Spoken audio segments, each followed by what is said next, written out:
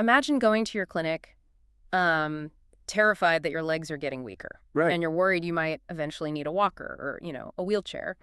So you sit down, the doctor nods, and hands you this plastic joystick-looking Yeah, the device. hand dynamometer. Exactly. And they just say, squeeze this with your hand as hard as you can. It sounds like a joke. I mean, Yeah. how does passing a grip test prove anything other than your ability to open a stubborn jar of pickles? It is genuinely baffling when you say it out loud like that. But that is the reality of geriatric medicine right now. Which is wild to think about. It is. We are relying on incredibly mismatched, outdated tools to diagnose one of the most pressing health crises we face. Yeah. We're talking about sarcopenia. Right, the progressive age-related decline in skeletal muscle mass and strength. Exactly. And the scale of this is just massive. Starting around age 60, the incidence of sarcopenia is estimated to be anywhere from 10 to 27%. Yeah, it's a huge portion of population. Yeah, that is more than 1 in 4 people whose bodies are fundamentally losing their functional capacity. But when they go to the doctor, they are being evaluated with tools that are, quite frankly, blind to what's actually happening inside them. Which is exactly why the recent cross-sectional study by Coronado Zarco and colleagues is such a massive paradigm shift. Yes, the one recently accepted in the Journal of Frailty, Sarcopenia, and Falls. That's the one. As researchers who spend our lives looking at geriatric medicine, reading this paper felt like, I don't know, someone finally turned the lights on in a dark room. I completely agree. And the mission for our deep dive today is to really unpack why these traditional clinical metrics for aging bodies are failing us. Right. It systematically dismantles our reliance on things like hand grip strength and the body mass index. Or BMI, yeah. Let's start right there, actually, with the scale, because Yeah. we've all stepped on it. Yeah, definitely. For decades, BMI, which is just your weight in kilograms divided by your height in meters squared, it's been the quick and dirty metric for general health. But this study exposes just how utterly deceptive that number can be as you age. So how did the researchers prove that? Well, they looked at 152 healthy adults, and they separated them into 3 distinct age brackets. So 18 to 35, 50 to 64, and 65 plus. Okay, pretty standard spread. Right. But instead of just putting them on a standard clinical scale, they used DXA scans. Dual energy X-ray absorptiometry. Exactly. Which, for anyone who hasn't seen one, is a highly precise imaging scan that maps out exactly what your body is made of. It separates out bone density, fat mass, and lean muscle tissue. Yeah, it doesn't just tell you how heavy you are. It tells you what is making you heavy. Right. And when they looked at the BMI across those 3 age groups, what did they find? The discriminatory capacity was almost non-existent. Wait, really? Yeah. A person's BMI stayed relatively stable from their 30s straight through to their 70s. Wow. So if a clinician only looked at that BMI chart year over year, they would assume their patient was perfectly stable. But inside the body, the DXA scans showed a completely different reality, didn't they? Oh, an absolute structural collapse was happening entirely under the radar. Right, because total body fat percentage spiked significantly as people moved from young to middle adulthood. And simultaneously, what they call appendicular lean mass, which is the actual functional working muscle in your arms and legs, that took a sharp nosedive in the oldest group. There is a very strong inverse correlation here that BMI just entirely masks. As adiposity, or fat mass, increases, relative lean mass is lost. And in the clinic, we call this sarcopenic adiposity. Precisely. Mhm. So it's not just that you're getting fatter or just getting weaker. That's a double-edged sword. Exactly. You are losing the exact engine that moves your body while simultaneously piling more cargo into the trunk. The burden on your body is increasing while your capacity to carry that burden is degrading. It's like judging the structural integrity of a house just by driving by it on the street. Oh, I like that analogy. Right. You look at it and the footprint is the exact same. The house looks the exact same size it did 20 years ago. Yeah. But inside the walls, the load-bearing oak beams, your muscle mass, are rotting out. And they are quietly being replaced by lightweight foam insulation, the fat mass. And when those oak beams rot out, a gentle breeze, or in a patient's case, a slight trip on a living room rug, brings the entire house down. Yeah, that is the danger of sarcopenic adiposity. The structure looks identical from the outside, but it cannot bear the same load. Right. And the divergence between lean mass and fat percentage is driven by muscle loss, not overall body size. So because BMI is essentially blind to this specific swap of muscle for fat, are we giving patients a false sense of security? Unfortunately, yes. I mean, are doctors looking at a 65-year-old whose weight hasn't changed and saying, you look great, keep doing what you're doing, while their biological oak beams are actively degrading? If you rely solely on BMI, you are going to miss the onset of sarcopenic adiposity entirely. You won't catch it until the patient experiences a catastrophic functional failure. Which is terrifying. So if the scale is lying to us about what the body's made of, it makes me wonder if our traditional tests for how the body functions are just as broken. Which brings us back to that ridiculous pickle jar scenario from the intro. Right. The hand grip test, the Jamar hydraulic dynamometer. Yes. Currently, if you want to know if an older adult is at risk for osteoporotic fractures or losing their independence, the global functional cutoffs are 25.05 kilograms of force for women. And 31.69 for men. Right, exactly. Squeezed on a handheld device. But surely there has to be a reason this became the standard. I have to push back a little here. Is it really entirely useless? I mean, it must measure some level of systemic nervous system output, right? Well, it's not that it measures absolutely nothing. It became the standard because it's cheap, it takes 30 seconds, and it requires zero floor space in a cramped medical clinic. Ah, so it's an artifact of medical convenience. Exactly. Yeah. But the Coronado-Zarco study exposed just how insensitive it is for catching early decline. How so?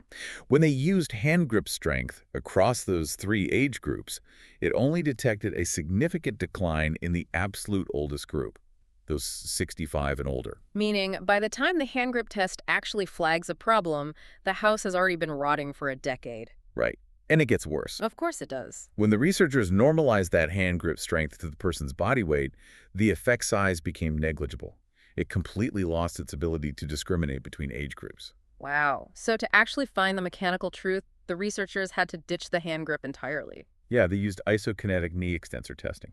Now, for those of us who haven't had the pleasure, what does isokinetic testing actually look like? Okay, so instead of squeezing a handle, participants are seated in a highly sophisticated robotic chair, specifically a Contrex MJ dynamometer. Okay, a robotic chair. Yeah, you are strapped in, your thighs locked down, and the machine measures the exact torque of your leg muscles as you forcefully extend and flex your knee. Sounds intense. It is. The machine moves at a constant, relentless speed, no matter how hard you push against it. And far more demanding than squeezing a piece of plastic. Well, absolutely. Yeah. And unlike the hand grip test, this lower limb isokinetic testing revealed massive, progressive age-related declines. It showed moderate to large effect sizes much, much earlier in life. So it was catching the decline in middle age. Precisely. Which highlights the functional mismatch we've been relying on, because when an older adult falls or struggles to get up from the toilet or tries to catch themselves on a flight of stairs. Right. Those are velocity-dependent tasks. Exactly. Driven entirely by the massive muscle groups in the lower body. And the study explicitly points out that the correlation between hand grip and knee strength is low to moderate. Yeah, and our value of just 0.32 to 0.47. It is clinically absurd that we use an upper body proxy for a lower body crisis. Hand grip simply doesn't fully represent the mechanical and neuromuscular demands of those large load-bearing muscles. Right. But when the researchers finally measured the legs with this highly sensitive robotic equipment, they didn't just observe a generalized uniform weakening. This is where the paper completely blew my mind. They uncovered a highly specific, uneven pattern of biomechanical decline. Yes. The phenomenon of eccentric preservation. It is definitely the most fascinating revelation of the data. So let's break this down for you listening at home. To really grasp it, we need to talk about the two distinct types of muscle contractions the researchers tested, concentric and eccentric. Right. They tested the knee extensors at a low velocity of 60 degrees per second and a high velocity of 180 degrees per second for concentric. And 120 for eccentric. Let's ground those terms. Concentric is when the muscle shortens while generating force. So imagine you're sitting in a deep armchair and you powerfully push yourself up to a standing position. Your quadriceps are shortening and contracting. That is concentric power. It's the engine of the car accelerating. And this study found that this concentric strength absolutely plummets with age. I mean, it falls off a cliff. Right. The study references a 30 to 40% decrease in isometric force between the second and seventh decades of life. Mm-hmm. Why does it drop so drastically? Like, what is actually dying off in the muscle? It is largely driven by the selective loss of type 2 muscle fibers. The fast twitch ones. Yeah, those are your fast twitch fibers, the ones responsible for explosive immediate power. As we age, we don't just lose muscle cells globally. Yeah. We specifically lose those high-velocity fibers. Okay, so the engine is rusting out. But then we look at the other side of the movement, eccentric strength. This is the lengthening of the muscle under tension. It's not pushing up out of the chair. It's the controlled, slow lowering of your body into the chair so you don't just drop like a rock. It's the brakes of the car. Exactly. And the data clearly show that eccentric strength is remarkably preserved in older adults. The decline in eccentric strength is vastly less pronounced than the decline in concentric strength. Which is amazing. It is. In fact, the eccentric to concentric torque ratio, the EC ratio, significantly increases in older age. Wait, hold on. I need to make sure I'm wrapping my head around this. Go for it. If the muscle itself is shrinking, if the type 2 fibers are literally dying off, how on earth is the leg producing more relative braking power? Right, it sounds contradictory. Where is that extra force physically coming from if the muscle is disappearing? That is the ultimate question, and it points to an incredible compensatory strategy by the human body. Older adults rely heavily on a biomechanical phenomenon called residual force enhancement, or RFE. Residual force enhancement. Yes. When a muscle is actively stretched while it is contracting, which is exactly what an eccentric movement is, it produces more force than it could if it were just contracting statically. So you get a biological force boost. Exactly. And older adults get a much larger boost from this RFE than younger adults do. But again, how? Where is the boost coming from if the muscle cells are gone? It comes from the non-muscle parts of the tissue, What do you mean? the passive elements.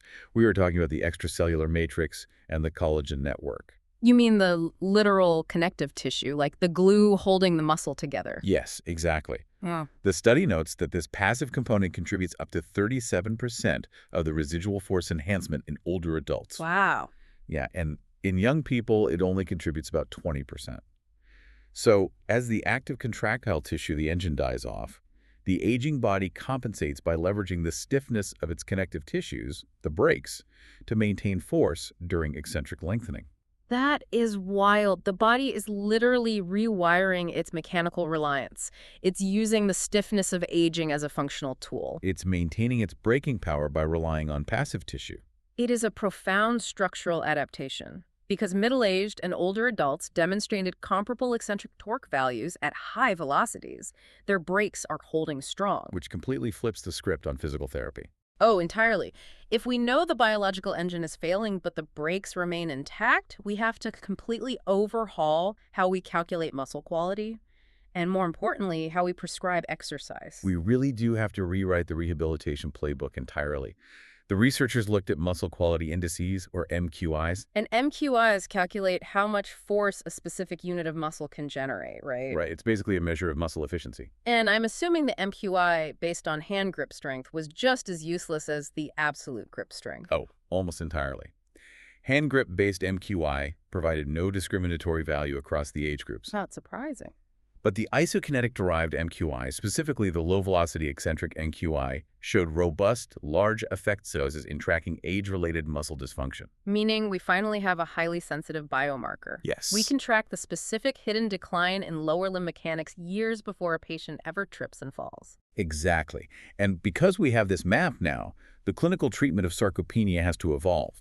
We have to move away from the traditional generic model of slow-paced resistance training for seniors. Which brings up a really uncomfortable realization. What's that? Picture a standard physical therapy session for an 80-year-old. It is almost always designed entirely around perceived safety. It's very cautious. Light pink dumbbells, slow movements, maybe some seated leg extensions with a light resistance band. Right. Are we chronically underdosing older adults?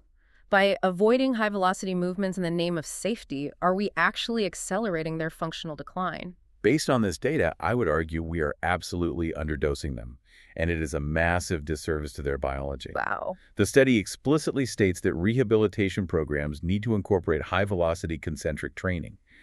Because if the early deterioration of type 2 fast-twitch fibers is the primary driver of functional loss, Right. and you only ever train in older adults slowly, you are never recruiting the exact muscle fibers they are most at risk of losing. You're letting the engine rust because you're too afraid to rev it. That's exactly it. And concurrently, we need to prescribe eccentric-focused resistance training. So safely overloading those preserved mechanical adaptations. Yes. If their bodies have structurally adapted to rely on eccentric braking power through the extracellular matrix, we need to train that specific modality to maximize its efficiency.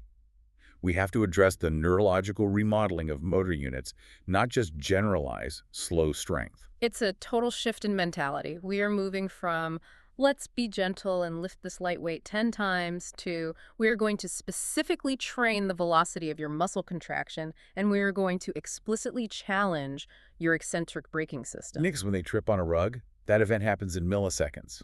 That is a high-velocity crisis. Yeah. And lowering themselves onto a toilet seat without collapsing is an eccentric challenge. It has to be highly specific, task-oriented training driven by the actual pathophysiology of the aging leg. We've covered some immense paradigm-shifting ground today, and the overarching takeaway here is that it is officially time to retire the body mass index and the hand grip dynamometer as our primary lenses for viewing the aging body. That's simply. They aren't just slightly inaccurate, they are actively masking the true narrative of physical decline. To truly protect patients, we must look at body composition through DXA scans to catch sarcopenic adiposity. Right, that dangerous hidden swap of load-bearing muscle for fat. Yes. And we have to utilize isokinetic lower limb testing to catch the early loss of concentric power. And most importantly, we have to design interventions that maximize that beautiful adaptive quirk of eccentric preservation. It changes everything about how we view and preserve the aging body. Wow. But before we wrap up this deep dive, I want to leave you with a final provocative thought. And it builds directly on that aha moment we had earlier about the biomechanics of the extracellular matrix. Oh, I'm intrigued. So we learned today that older adults rely heavily on the stiffness of passive tissues, like collagen, to maintain their vital eccentric braking strength. Right. But stiffness is literally giving them a massive biological force boost to keep them upright. It is. But think about the typical advice given to older adults. Think about so much of aging physical therapy. It is intensely focused on stretching to reduce stiffness. We try to stretch out the morning aches. We try to make older joints and tissues loose and pliable. But if stiffness is actually providing up to 37% of their residual force enhancement, well, are our attempts to make older adults more flexible inadvertently robbing them of the exact mechanical stiffness they rely on to stay out of a wheelchair? Oh, wow. That is a really fascinating perspective. Could a little bit of morning stiffness actually be a brilliant biological survival mechanism? Just something for you to think about.